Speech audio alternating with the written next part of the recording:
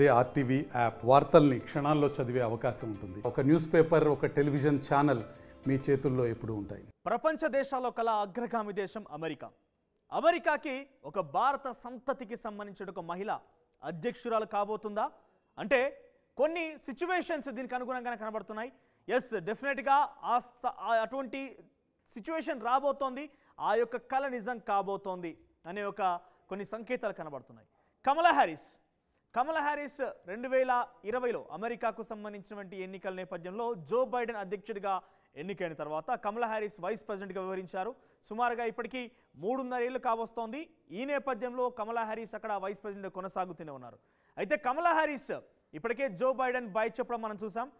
రానున్న రోజుల్లో ఒక 4 నెలల్లో అమెరికాలో మరోసారి అధ్యక్ష ఎన్నికలు కాబోతున్నాయి. ఈ నేపథ్యంలో జో బైడెన్ గుడ్ బై చెప్పేశారు. డెమోక్రటిక్ పార్టీ తరఫున అభ్యర్థిగా ఇకపై తను ఉండలేనట్టుగా డిక్లేర్ చేశారు. ఎందుకంటే ఇటు డెమోక్రటిక్ పార్టీ తరపు నుంచి కూడా పెద్ద ఎత్తున ఆరోపణలు వినిపించి ఆయన డెఫినెట్గా తప్పుకోవాలంటూ కూడా చాలామంది కోరుకోవడం జరిగింది.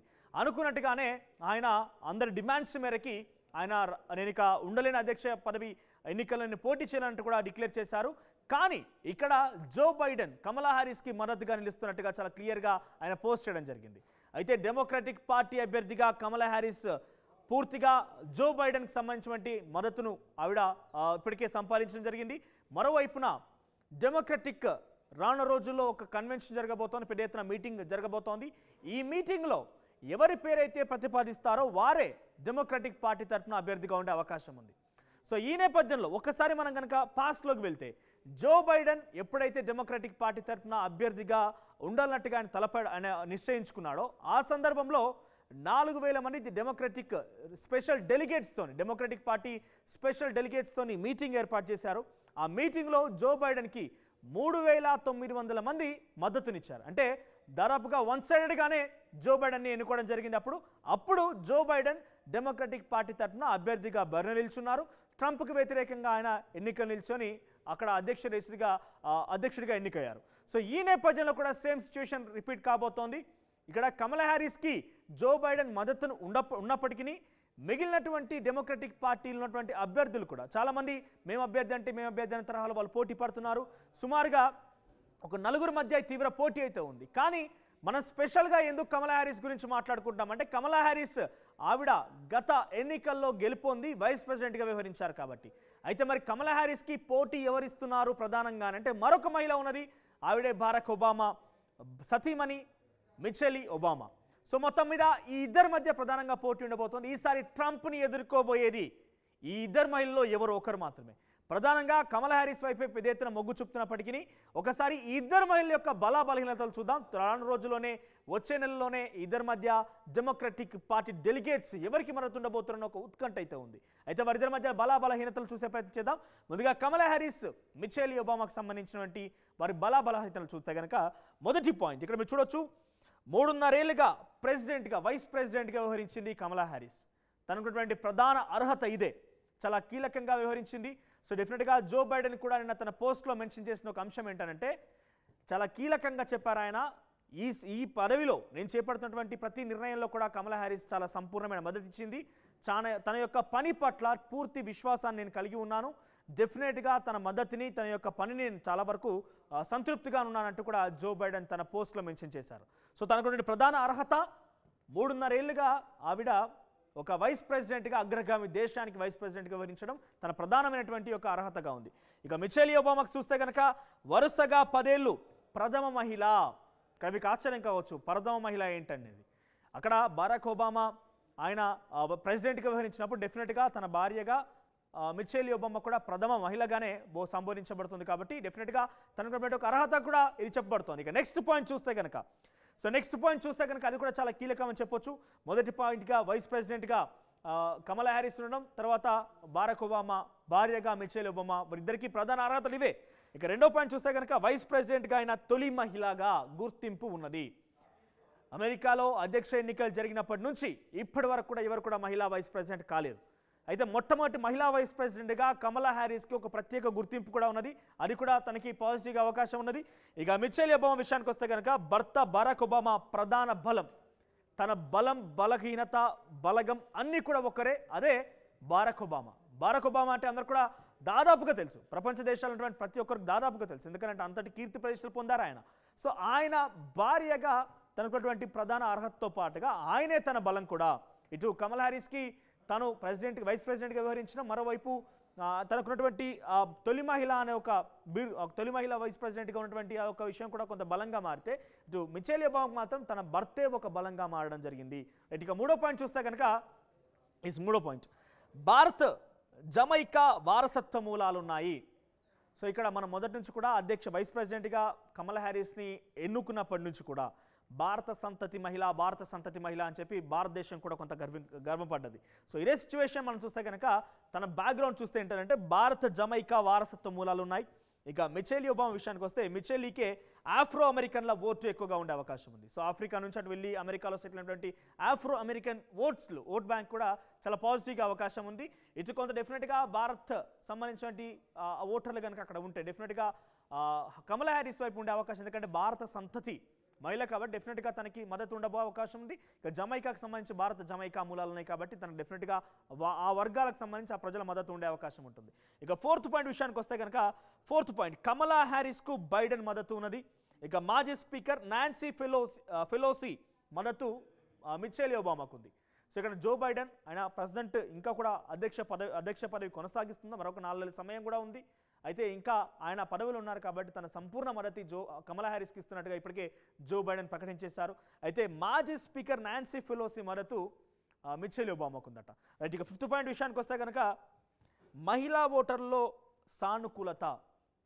సో డెఫినెట్గా అక్కడ ఉన్నటువంటి కొన్ని కీలకమైనటువంటి పాలసీ మేకింగ్లో ఉమెన్కి సంబంధించినటువంటి ప్రొటెక్షన్లో కావచ్చు, వాళ్ళకి సంబంధించినటువంటి వాళ్ళకు ఉన్నటువంటి హక్కుల్లో కావచ్చు, డెఫినెట్గా కమలా హ్యారిస్ తొలి మహిళా ఉపాధ్యక్షురాలుగా మహిళా వైస్ ప్రెసిడెంట్గా ఉంది కాబట్టి డెఫినెట్గా ఆవిడ మహిళలకు సంబంధించి కొన్ని పాలసీలు ఇంప్లిమెంటేషన్లో చాలా క్రియాశీలక పాత్ర పోషించారు అమెరికాలో. సో ఈ నేపథ్యంలో మహిళలకు తన పూర్తి సానుకూలత, మహిళలందరూ కూడా తనకి సంపూర్ణ మద్దతు ఇచ్చే అవకాశమే ఎక్కువగా ఉన్నది.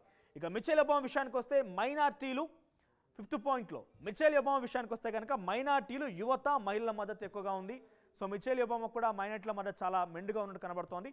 ఇక సిక్స్త్ పాయింట్ విషయానికి వస్తే కనుక ఇక సిక్స్త్ పాయింట్, ఆసియా ఓటర్లో అనుకూలత.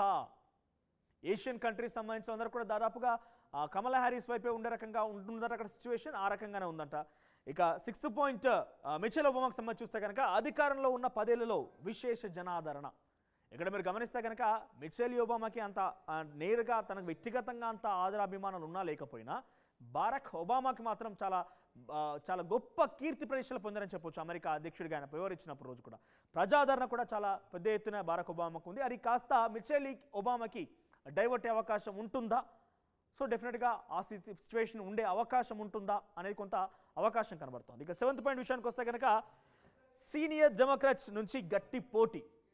సో ఇక్కడ కమలా హ్యారిస్ విషయానికి వస్తే కనుక తను చాలా పార్టీలో కూడా డెమోక్రాటిక్ పార్టీలో కూడా చాలా యాక్టివ్గా ఉన్నారు. సో చాలా సీనియర్ కూడా ఆవిడ. సో ఈ నేపథ్యంలోనే సీనియర్స్ డెమోక్రటిక్ నుంచి గట్టి పోటీ ఇచ్చే అవకాశం ఉందంట సీనియర్ కూడా. ఇకపోతే మిచెల్ ఒబామా విషయానికి వస్తే కనుక మిచెలీ వైపు సగం మంది డెమోక్రాట్స్. ఇక్కడ మీరు గమనించాలి, 4000 మంది డెమోక్రటిక్ పార్టీకి సంబంధించిన డెలిగేట్స్ ఉంటే దాంట్లో మెజారిటీ ఎవరికైతే వస్తుందో వారే ఇక్కడ అధ్యక్ష రేసులో ఉండబోతున్నారు ఆ పార్టీ తరపున.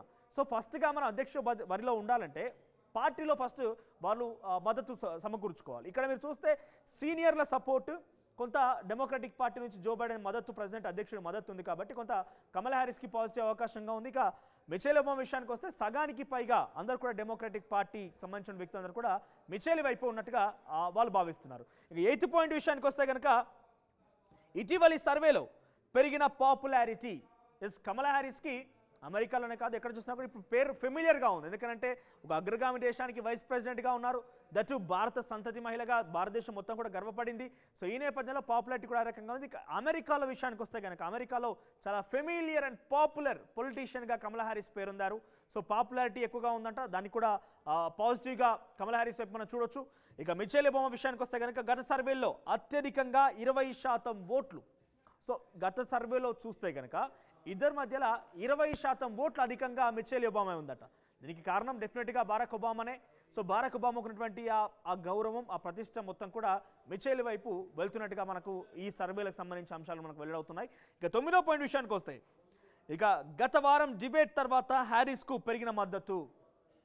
సో కమలా హ్యారిస్ కూడా డిబేట్లో పాల్గొంది. సో ఈ నేపథ్యంలోనే తనకి కొంత మద్దతు ఎక్కువైందంట. సో గత ట్రంప్ జో బైడెన్ మధ్య డిబేట్లో కనుక మనం చూస్తే బైడెన్ డెఫినెట్గా కొంత తడబాటు గురయ్యారు, కొన్ని ప్రశ్నలకు సమాధానం చెప్పలేకపోయారు, ఆయన సమాధానం చెప్పకుండా అంటే మౌనంగా ఉండిపోయారు. సో ఈ నేపథ్యంలో జో బైడెన్కి హ్యారిస్కి మధ్య కొంత డిఫరెన్షియేట్ చూసిన తర్వాత హ్యారిస్ చాలా అనర్గళంగా మాట్లాడగలిగింది, డిబేట్కి సంబంధించి కొంత అన్ని రకాల ప్రశ్నలకు సమాధానం ఇవ్వగలిగింది. సో ఈ నేపథ్యంలోనే కమలా హ్యారిస్కి మద్దతు ఎక్కువగా ఉండే అవకాశం ఉందట. ఇక 9వ పాయింట్, మిచెలీ ఉత్తమ అభ్యర్థి అనే అభిప్రాయాలు కూడా వ్యక్తమవుతున్నాయట. ఇక చివరిగా వీళ్ళకి సంబంధించిన చివరి పాయింట్ 10వ పాయింట్ కనుక మనం చూస్తే, ఇక తన ప్రతిభతో సూపర్ పవర్ దేశానికి వైస్ ప్రెసిడెంట్ అయింది. ఎటువంటి అండదండలు లేవు, జీరో నుంచి స్టార్ట్ అయింది, పొలిటికల్ ఎంట్రీ ఇచ్చింది, తర్వాత ఇటు భారత జమైకాన్ మూలాలు ఉన్నటువంటి వ్యక్తిగా ఉంది. సో ఈ నేపథ్యంలో తన సొంత స్వకృషితోనే స్వయం కృషితోనే తన పట్టుదలతోనే కమలా హ్యారిస్ వైస్ ప్రెసిడెంట్ స్థానానికి వెళ్ళగలిగింది.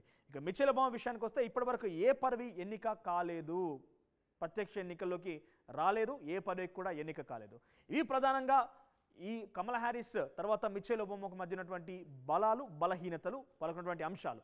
సో మొత్తం మీద ఎవరేమైనా కూడా ఈసారి దాదాపుగా అమెరికా వ్యాప్తంగా ఎటు చూసినా ఇంటర్నేషనల్ మీడియాలో మనం వార్తా ప్రసారాలు చూసినా కూడా దాదాపుగా జరిగేటువంటి అమెరికా అధ్యక్ష ఎన్నికల్లో ట్రంప్కి ఓ మహిళకు మధ్య పోటీ ఉండే అవకాశం ఉంది. ఆ మహిళ బారక్ ఒబామా భార్య మనం చూస్తే కనుక మిచెల్ ఒబామానా లేదంటే కమలా హ్యారిస్ ఎవరు ఉండబోతున్న కొంత ఉత్కంఠ అయితే ఉంది. సో ఎక్కువ మంది కూడా కమలా హ్యారిస్ వైపు మొగ్గు చూపే అవకాశం ఉన్నట్టుగా డెమోక్రటిక్ పార్టీ అని సంబంధించిన వ్యక్తులు మాట్లాడుతున్న సందర్భాలు మనం చూద్దాం మరి ఏం జరగబోతుంది అనేది. మరిన్ని వీడియోస్ కోసం ఛానల్ ని సబ్స్క్రైబ్ చేయండి, లేటెస్ట్ అప్డేట్స్ కోసం వాట్సాప్ ఛానల్ ని ఫాలో చేయండి అండ్ లింక్ డిస్క్రిప్షన్ లో ఉంది.